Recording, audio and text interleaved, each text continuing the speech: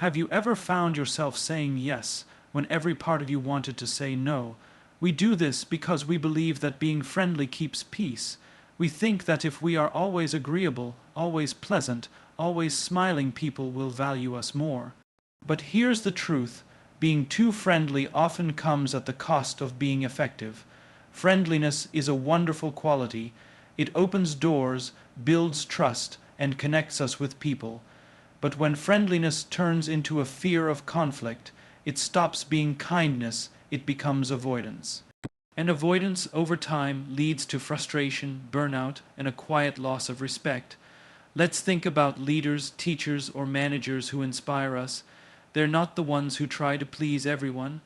They're the ones who stand for something. They listen with empathy but speak with clarity. They can say no without guilt and correct others without arrogance. Their strength doesn't come from being liked. It comes from being trusted. When we're too friendly, we blur the line between connection and compliance. We stop giving honest feedback because we're afraid it might upset someone. We take on extra work because we don't want to seem difficult. We say it's fine when it's not. In doing so, we slowly train others to expect more than they should, and ourselves to accept less than we deserve. Being less friendly doesn't mean being cold. It means being clear. It means replacing "I'll try to manage" with "here's what I can do." It means choosing honesty over comfort. It means valuing relationships enough to tell the truth, even when it stings a little. In every classroom, workplace, or friendship, there's a quiet power in being kind without surrendering your boundaries, because the people who truly respect you don't need you to be endlessly friendly. They need you to be real, fair, and consistent. So stop being too friendly. Be warm, yes, but also wise. Be kind, but also courageous. Because in the long run, it's not the friendliest person who changes things, it's the one who stands firmly, kindly, and clearly for what matters most. Boundaries are often misunderstood. Many people associate them with barriers, something that separates or divides. But in reality, boundaries are not walls. They are guidelines that define how we interact, communicate, and respect each other's space. In professional, academic, and personal environments, setting healthy boundaries is not about pushing people away. It is about showing mutual respect for yourself and for others. When we learn to establish and maintain boundaries, we don't weaken our relationships. We strengthen them through clarity, consistency, and trust. Being too friendly often means avoiding boundaries altogether. We say yes to everything, agree to requests we can't handle, or ignore behavior that makes us uncomfortable because we don't want to appear rude or distant. However, when we choose to please everyone, we slowly lose our sense of self. The problem is not friendliness, the problem is unlimited accessibility. When people can cross into our time, energy, and emotions without limits, they stop valuing those things. Boundaries remind others that our time and attention are meaningful. They teach others how to interact with us in ways that are fair and respectful. In other words, boundaries communicate, I respect you, and I also respect myself. In a workplace, this principle becomes even clearer. Leaders who are too friendly often face challenges in maintaining authority. Their teams may like them, but they might not always take their direction seriously. When boundaries are blurred, roles become unclear, the line between leader and peer fades. The result is confusion, not collaboration. A leader who defines clear boundaries earns respect because people understand what is expected of them. They know what behavior is acceptable and what isn't. This clarity creates a sense of security, not restriction.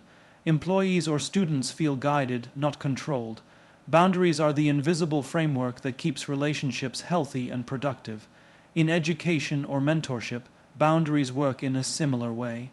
A teacher who tries too hard to be everyone's friend might initially seem approachable, but when discipline is needed or performance must be evaluated, friendliness can turn into a weakness.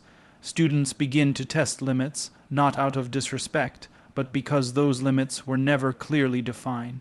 When authority figures avoid setting boundaries in the name of being kind, they end up fostering uncertainty. Kindness without structure confuses people. Structure with kindness builds trust. Boundaries allow people to know where they stand, and that understanding is the foundation of mutual respect. On a personal level, boundaries also protect emotional well-being. Constant friendliness can lead to emotional exhaustion because it requires continuous giving without space for renewal. When we overextend ourselves, always listening, always helping, always saying yes, we eventually reach a point of resentment. The irony is that the same friendliness that once built connections starts eroding them. We begin to feel unappreciated or taken for granted, not because others are cruel, but because we never communicated our limits. Boundaries serve as a form of emotional self-care. They remind us that saying no doesn't mean rejecting others, it simply means prioritizing balance. Psychologically, humans thrive in environments where rules are clear. We may resist boundaries in theory, but we depend on them in practice. Just as traffic lights create order on the road, personal and professional boundaries create order in relationships. They allow trust to flourish because everyone understands the limits. In this way, boundaries actually foster closeness. When people know what to expect from you, they feel more comfortable engaging with you. There's no confusion, no guessing, no fear of overstepping. Respect grows in the space between freedom and structure.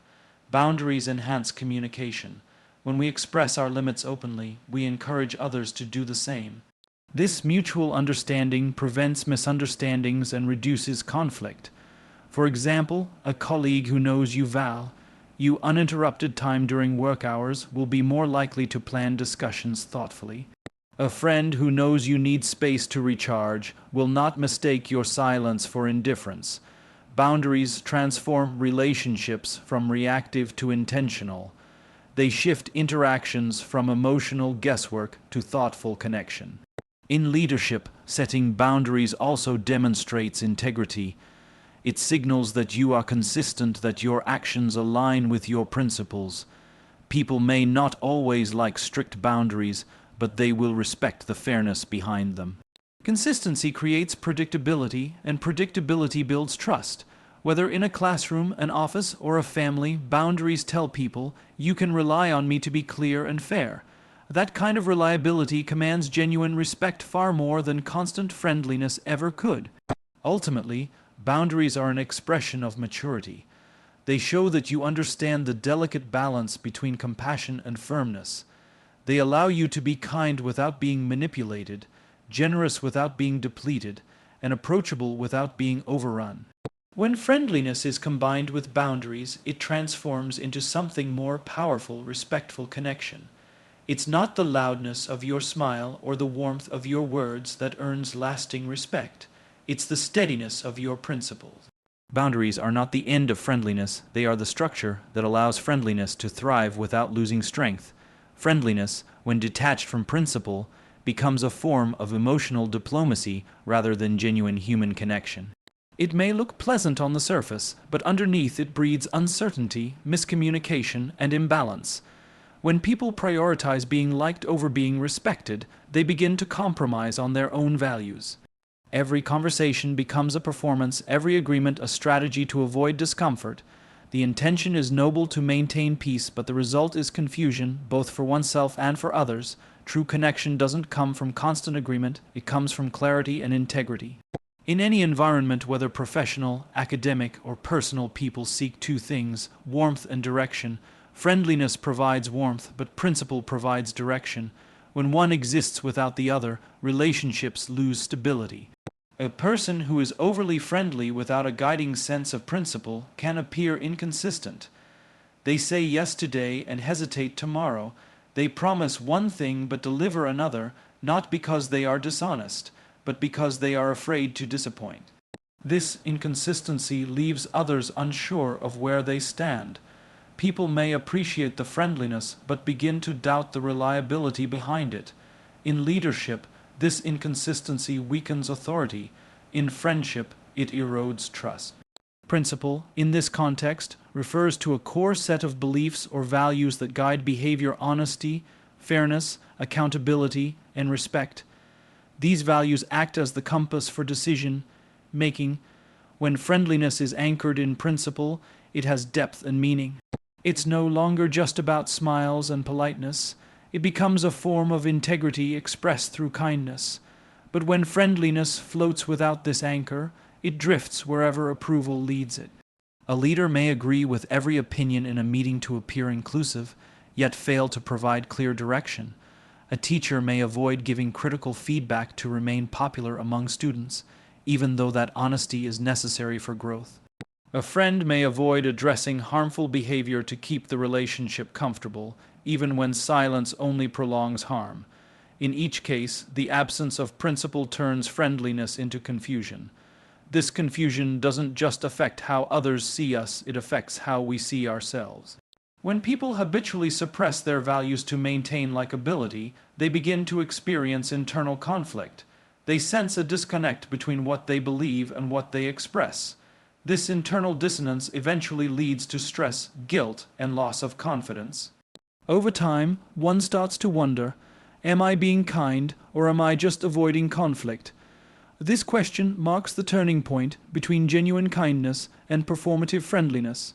A person guided by principle doesn't need to constantly please others because they understand that honesty, even when uncomfortable, is a deeper form of respect. In leadership psychology, there's a clear distinction between popularity and influence. Popularity comes from being liked. Influence comes from being trusted. Friendliness without principle can make someone popular in the short term, but it cannot sustain influence. When principles are clear, even disagreements become productive because people know that decisions are rooted in fairness, not favoritism. Without principles, friendliness becomes selective and inconsistent, warm to some, distant to others, and that inconsistency damages credibility. A leader who tries to please everyone often ends up pleasing no one because people crave direction more than approval. In everyday communication, the absence of principle behind friendliness creates mixed signals. For example, a manager who always agrees with the team to avoid tension might later enforce sudden changes without warning, leaving employees feeling blindsided. The team perceives this as betrayal, not leadership. Similarly, a friend who avoids confrontation might smile during an argument but withdraw emotionally afterward, leaving the other person confused. These small inconsistencies accumulate into mistrust.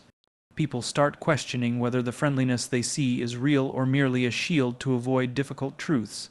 Principled friendliness, by contrast, is built on consistency. It says, I can be kind, but I won't compromise what's right. It allows room for disagreement without hostility. It empowers people to speak honestly without fear. It's the kind of friendliness that nurtures growth rather than comfort.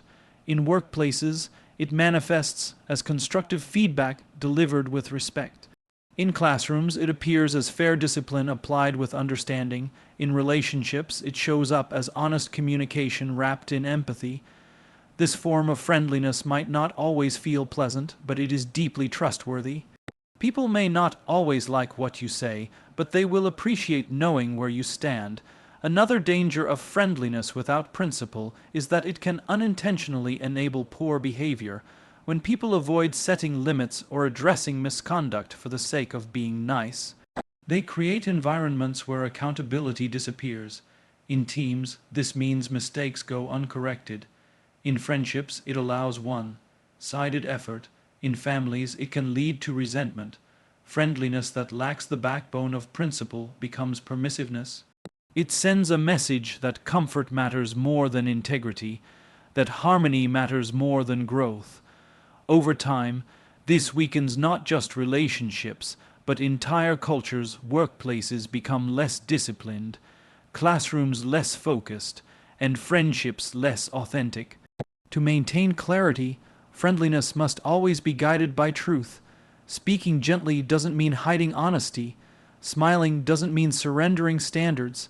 The most respected individuals in any setting are those who can deliver honesty with compassion. They don't seek to be liked, they seek to be understood. Their friendliness doesn't confuse, it enlightens.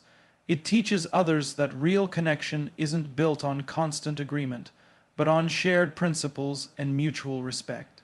When friendliness serves principle, it becomes a force that unites rather than divides, clarifies rather than confuses, and strengthens rather than pleases. Empathy is one of the most powerful human abilities, the capacity to understand and share the feelings of another person.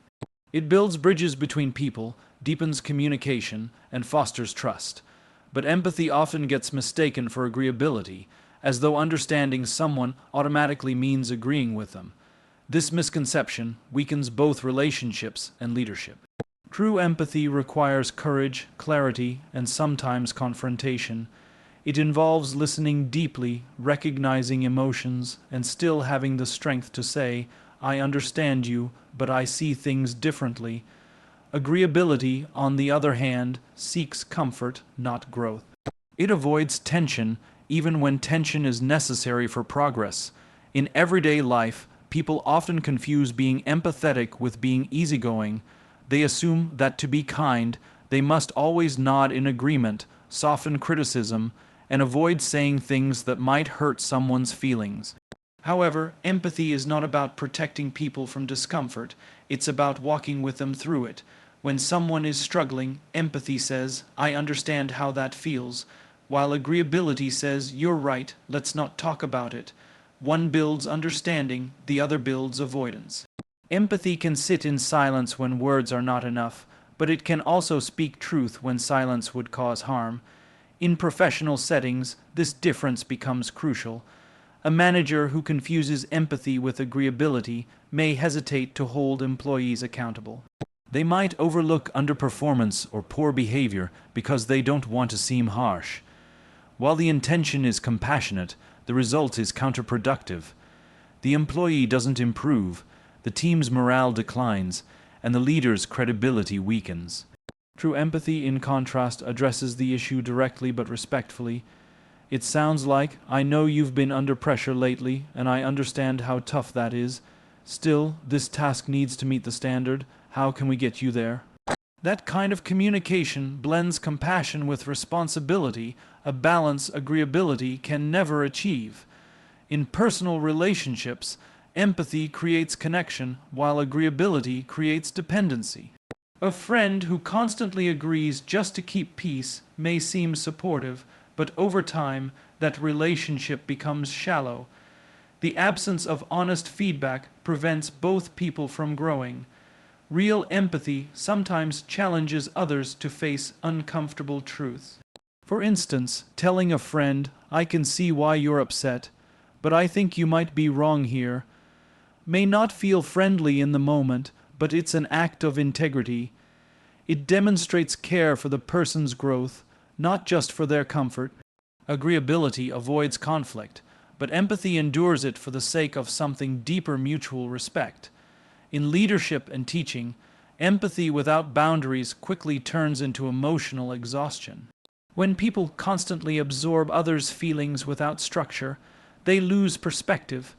Effective empathy involves emotional intelligence, the ability to feel with others without losing one's own balance. A teacher who feels every student's frustration cannot guide them effectively unless they maintain objectivity. Empathy should empower, not overwhelm.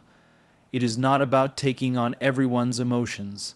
It is about understanding them well enough to guide those emotions toward resolution. Agreeability tries to soothe every emotion, but empathy helps people process and overcome them. Psychologically, empathy and agreeability also affect decision making differently.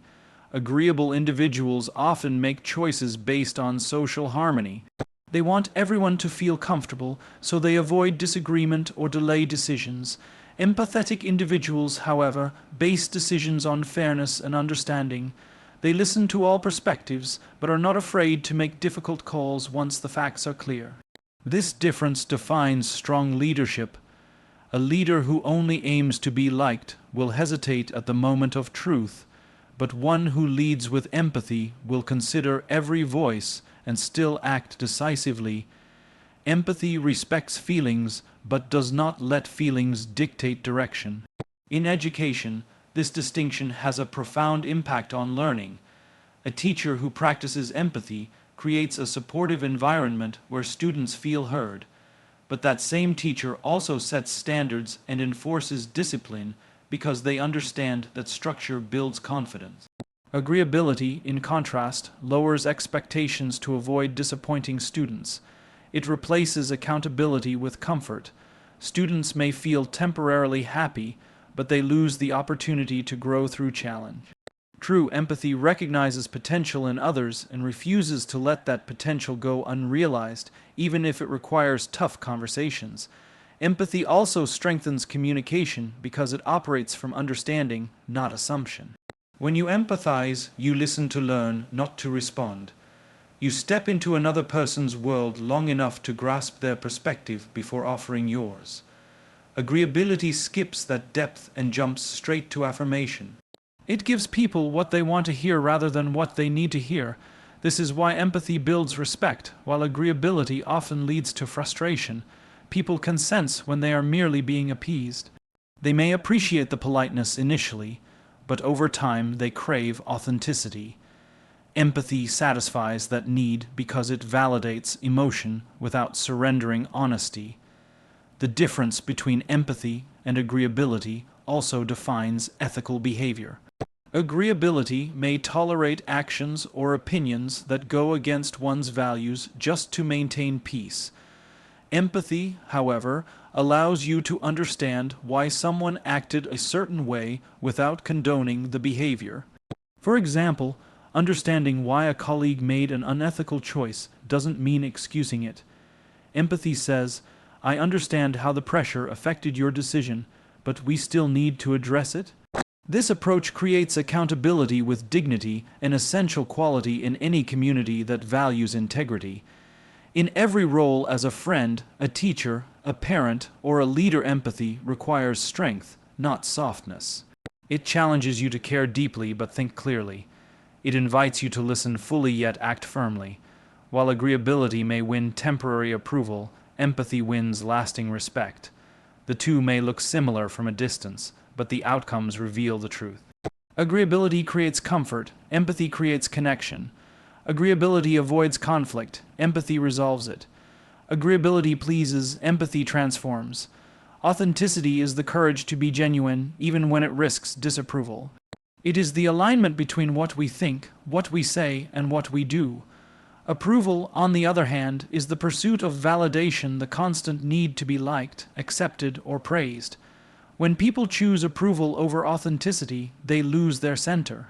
They become mirrors of others' expectations rather than reflections of their own truth. While approval may bring temporary comfort, authenticity builds long-term respect. People trust those who are real, not those who are merely agreeable. In any relationship or professional setting, authenticity is the foundation of credibility and influence. The need for approval often begins with good intentions. We want to fit in, to belong, to be seen as cooperative and kind. But over time, this desire can become a trap. It makes us shift to match every situation, saying what others want to hear instead of what we truly believe. The problem with constantly seeking approval is that it requires constant performance. Every word, every action becomes calculated for acceptance. Eventually, the performance becomes exhausting.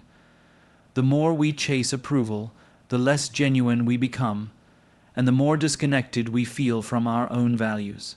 Authenticity, in contrast, demands honesty even when it's uncomfortable. It's the quiet confidence to say, "This is who I am, and this is what I stand for." In professional environments, the tension between authenticity and approval is especially visible. Employees often agree with ideas they don't believe in to please their superiors. Leaders sometimes soften their stance to avoid being disliked by their teams. While this may preserve harmony in the short term, it undermines trust in the long run. Teams led by people who seek approval become confused because they can't predict how those leaders will respond under pressure. Authentic leaders, however, remain consistent. They communicate their values clearly, even when their opinions are unpopular. This consistency creates stability. People might not always agree with an authentic leader, but they know where that leader stands, and that reliability builds trust far stronger than flattery ever could. Authenticity also enhances emotional connection. When people are genuine, they allow others to see both their strengths and their imperfections. This vulnerability invites openness in return. Approval seeking, by contrast, creates emotional distance because it hides the real self behind politeness or pretense. A person constantly trying to appear perfect or agreeable becomes unrelatable. Authenticity makes room for imperfection. It says, "I don't have all the answers, but I am willing to be honest."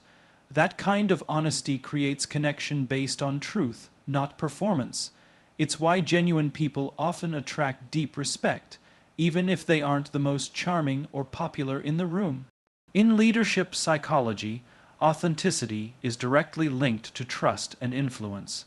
People follow those who act with integrity, not those who constantly shift their opinions to please others. Approval-driven behavior creates inconsistency, and inconsistency breeds uncertainty. For example, a manager who praises one employee publicly but criticizes them privately loses credibility. Similarly, a leader who avoids giving honest feedback for fear of upsetting someone weakens their own authority. Authenticity means being transparent, delivering truth with empathy, not avoidance. When authenticity leads, communication becomes meaningful because it is rooted in sincerity rather than manipulation. In personal relationships, the cost of seeking approval can be even higher. People who suppress their needs or opinions to maintain peace eventually feel unseen. They adapt so much that they lose a sense of who they are. They start living for others' comfort instead of their own truth. Authenticity, however, protects individuality within connection. It allows people to express disagreement respectfully and to set boundaries without guilt. A friend or partner who says, "I care about you, but I can't agree with this," is not being difficult, they are being real. Approval may keep a relationship calm, but authenticity keeps it honest, and honesty is what sustains relationships through difficulty. The difference between authenticity and approval also shows in decision making. Approval seekers base choices on how others will perceive them. They ask, "Will they like this?" Authentic individuals ask, "Is this right for me or for the situation?" Approval-seeking decisions often lead to regret because they are driven by fear of rejection rather than conviction. Authentic decisions may face criticism, but they bring peace of mind because they align with personal values. This alignment is what gives people integrity, the inner consistency between belief and behavior. When actions reflect values, others sense it instinctively. They may disagree, but they rarely doubt the sincerity behind it. Authenticity also fuels innovation and creativity. In workplaces or classrooms where approval dominates, people hesitate to share unconventional ideas. They fear standing out, making mistakes, or being judged. But authenticity encourages expression without fear. It gives permission to think differently and to take ownership of ideas. This freedom leads to progress. Environments that reward authenticity become fertile ground for learning and innovation because people are not performing for approval, they are contributing from conviction. Culturally, societies that prioritize approval tend to create conformity, while those that value authenticity foster courage. From early education to professional systems, people are often taught to please rather than to question. Yet, growth requires the ability to challenge norms respectfully. Authentic individuals don't rebel for the sake of rebellion. They speak up when silence would compromise integrity. Their honesty can make others uncomfortable, but it also drives progress. Every meaningful change, social, cultural, or personal, begins with someone choosing authenticity over approval. Psychologically, approval seeking creates dependency. When self worth depends on others' reactions, emotional stability becomes fragile. Authenticity reverses this dependence. It roots self-worth in inner values rather than external validation. This inner grounding creates resilience, the ability to stand firm even when criticized or misunderstood. People who live authentically are not free from judgment, but they are free from the need for constant acceptance. Their peace comes from congruence, not compliance. Authenticity is not about being blunt or insensitive, it's about being honest with compassion. It's the art of expressing truth in a way that uplifts rather than wounds. Approval seeks to please everyone, authenticity seeks to serve truth. Approval fades when circumstances change, authenticity endures because it reflects character. While approval may open doors temporarily, authenticity keeps them open permanently because it builds relationships on trust, not on performance.